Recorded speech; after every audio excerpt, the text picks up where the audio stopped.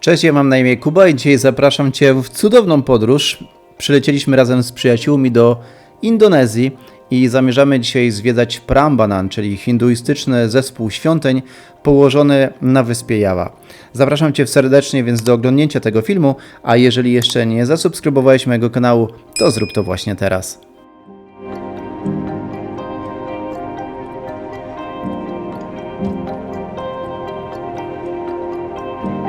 Prambanan leży około 18 km od miasta Yogyakarta i składa się z pozostałości około 244 świątyń. W 1991 roku został wpisany na Światową Listę Dziedzictwa. Prambanan jest największym hinduistycznym miejscem w Indonezji i jedną z głównych atrakcji Azji Południowo-Wschodniej.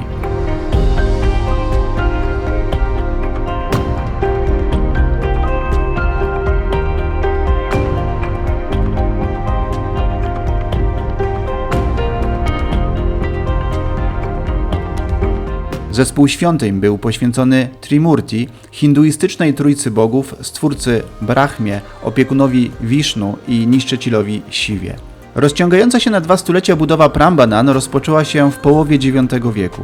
Cała równina Prambanan została opuszczona, gdy królowie hindusko-jawajscy przenieśli się do wschodniej Jawy, a w połowie XVI wieku wielkie trzęsienie ziemi zniszczyło wiele świątyń. Prambanan przez lata pozostawał w ruinie. W 1885 roku podejmowano wysiłki w celu oczyszczenia terenu, ale dopiero w 1937 roku podjęto pierwszą próbę jej odbudowy. Największym punktem jest centralny kompleks, w którym 8 głównych i 8 mniejszych świątyń jest zgromadzonych na podwyższonej platformie. Najwybitniejsza świątynia poświęcona Siwie wznosi się na wysokość 154 metrów. Sama świątynia jest bogato rzeźbiona. Żywe sceny wyrzeźbione na wewnętrznej ścianie galerii otaczającej świątynię opowiadają o tym, jak żona Ramy, Sita, zostaje porwana i jak Hanuman, Bóg Małp i generał Sugriva ostatecznie ją odnajdują i uwalniają. Wnętrze świątyni składa się z głównej komnaty na szczycie wschodnich schodów z 4-ramienną statuą Siwy. Statua wyróżnia się tym, że ten najpotężniejszy z hinduskich bogów stoi na ogromnym cokole z lotosu, symbolu buddyzmu.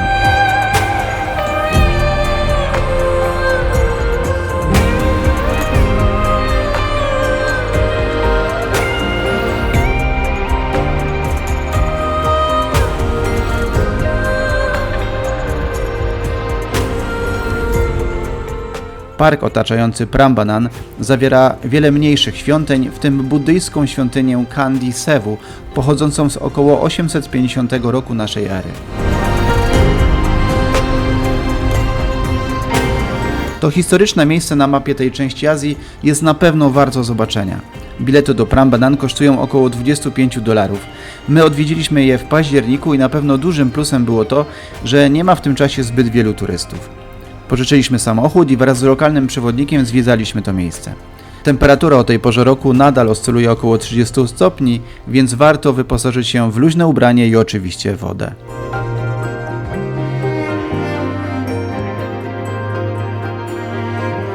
Wraz z naszym kierowcą udaliśmy się dalej w głąb miasta, gdzie można zobaczyć Kraton, zwany również Pałacem Yogyakarta, który jest sercem kulturalnym i historycznym miasta. Zbudowany został w XVIII wieku jako siedziba sułtana i jego dworu. Kraton jest przykładem tradycyjnej architektury jawajskiej, pełniąc jednocześnie funkcję ważnego centrum życia kulturalnego. Dziś pałac znajduje się również na liście Światowego Dziedzictwa UNESCO. Kraton w Yogyakarta to nie tylko zabytkowy zamek, ale także żyjący organizm, w którym nadal rezyduje sułtan, będący jednocześnie gubernatorem regionu specjalnego Yogyakarta.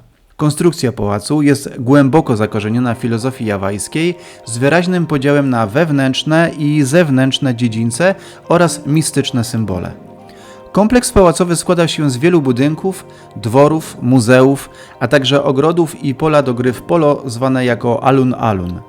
W muzeach można zobaczyć kolekcje rodzinne sułtanów, w tym stroje ceremonialne, broń, zdjęcia historyczne oraz prezenty od państwowych gości. Kraton jest otwarty dla zwiedzających, natomiast warto wiedzieć, że pałac sułtana zamknięty jest w poniedziałki.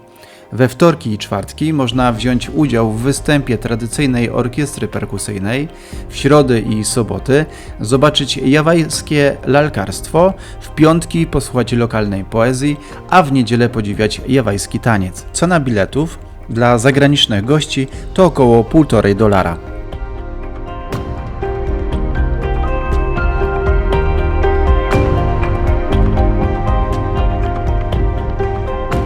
Z Pałacu Sułtana pojechaliśmy do ostatniego punktu naszej dzisiejszej podróży, czyli Borobudur.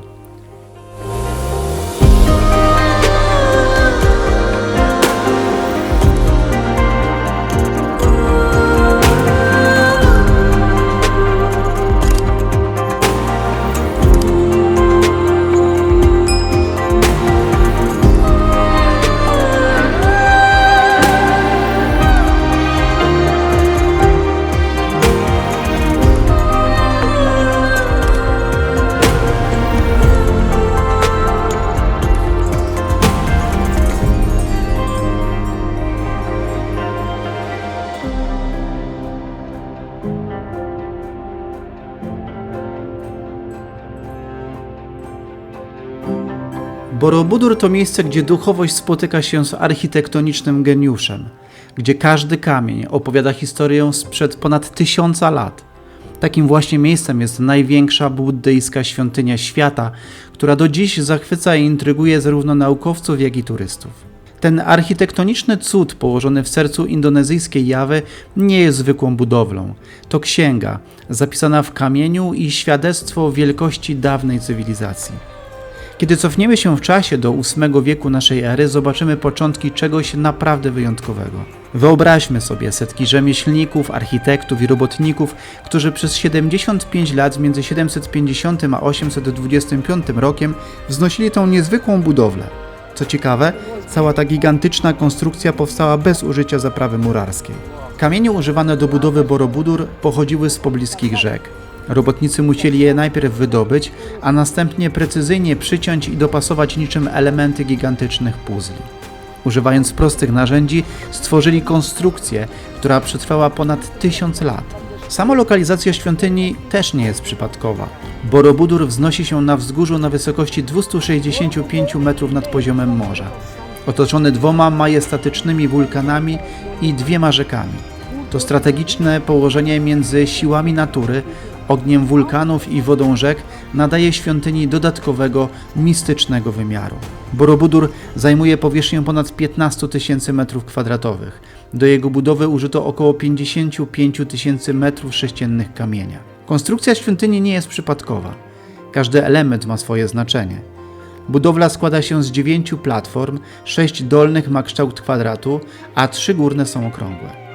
Ta struktura odzwierciedla buddyjską koncepcję wszechświata podzielonego na 3 sfery.